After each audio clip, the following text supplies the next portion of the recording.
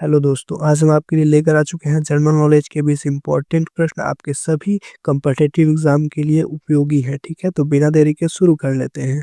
यहाँ पे पहला प्रश्न दे रखा है कि भारत का सबसे लंबा नदी कौन सा है। तो इसका जो सही आंसर हो जाएगा वो हो जाएगा सी यानी कि गंगा। ठीक है दोस्तों, इसके बाद देख लेते हैं अगला प्रश्न। अगला प्रश्न है कि भारतीय संविधान का निर्माता किसे कहा जाता है। तो इसका जो सही आंसर हो जाएगा वो हो जाएगा दोस्तों सी यानी कि डॉक्टर भीमराव अम्बेडकर को। ठीक है, इसके बाद देखते हैं अगला प्रश्न। अगला प्रश्न है कि भारत के पहले उपग्रह का क्या नाम था। तो इसका सही आंसर हो जाएगा वो हो जाएगा आर्यभट्ट। ठीक है, इसके बाद देख लेते हैं अगला प्रश्न।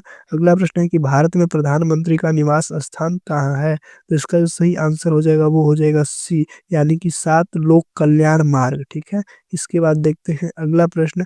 अगला प्रश्न है हमारा कि भारत का राष्ट्रीय पक्षी कौन सा है।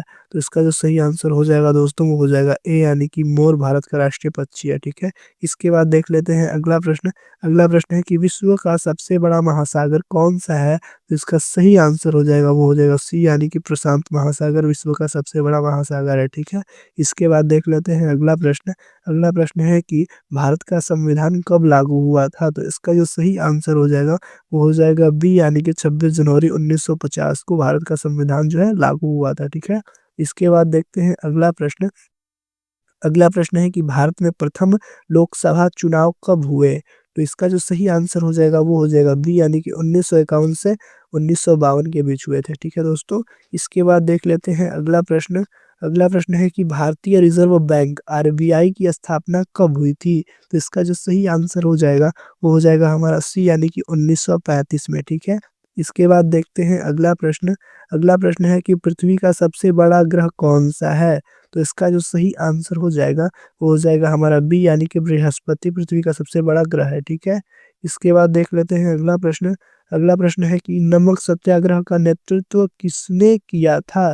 तो इसका जो सही आंसर हो जाएगा वो हो जाएगा हमारा सी यानी कि महात्मा गांधी ने। ठीक है, इसके बाद अगला प्रश्न देखते हैं।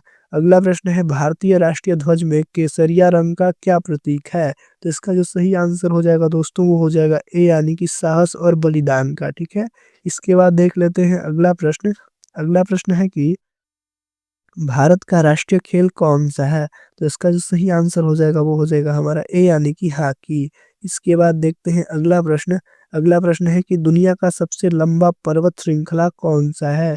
तो इसका जो सही आंसर हो जाएगा वो हो जाएगा एंडीज। ठीक है, एंडीज दुनिया का सबसे लंबा पर्वत श्रृंखला है। ठीक है, इसके बाद देखते हैं अगला प्रश्न। अगला प्रश्न है कि भारत में लोकसभा की अधिकतम सीटें कितनी है। तो इसका जो सही आंसर हो जाएगा दोस्तों वो हो जाएगा सी यानी कि 550। ठीक है, इसके बाद देखते हैं अगला प्रश्न। अगला प्रश्न है कि भारत का राष्ट्रीय पशु कौन सा है। तो इसका जो सही आंसर हो जाएगा वो हो जाएगा दोस्तों बी यानी कि बाघ। बहुत ही बेसिक प्रश्न है। इसके बाद देखते हैं अगला प्रश्न। अगला प्रश्न है हमारा कि भारत में विकास योजना यानी प्लानिंग कमीशन कब बनी थी। तो इसका जो सही आंसर हो जाएगा दोस्तों वो हो जाएगा हमारा बी यानी कि 1950 में। ठीक है, मार्च में बनी थी। अब यही वलकल नीति आयोग के नाम से जानी जाती है। ठीक है दोस्तों, इसके बाद देखते हैं अगला प्रश्न। अगला प्रश्न है हमारा कि किस नदी को भारत की गंगा कहा जाता है। तो इसका जो सही आंसर हो जाएगा वो हो जाएगा सी यानी कि गंगा को। ठीक है, इसके बाद अगला प्रश्न देखते हैं। अगला प्रश्न है कि पृथ्वी का कौन सा भाग जलमंडल कहलाता है। तो इसका जो सही आंसर हो जाएगा वो हो जाएगा डी यानी कि उपरोक्त सभी यानी महासागर को भी कहते हैं, नदी को भी कहते हैं और झील को भी कहते हैं। ठीक है, इसके बाद देखते हैं आखिरी प्रश्न। आखिरी प्रश्न जो है हमारा कि भारत के पहले राष्ट्रपति कौन थे। तो इसका जो सही आंसर हो जाएगा वो हो जाएगा हमारा दोस्तों ए यानी कि डॉक्टर राजेंद्र प्रसाद को। ठीक है।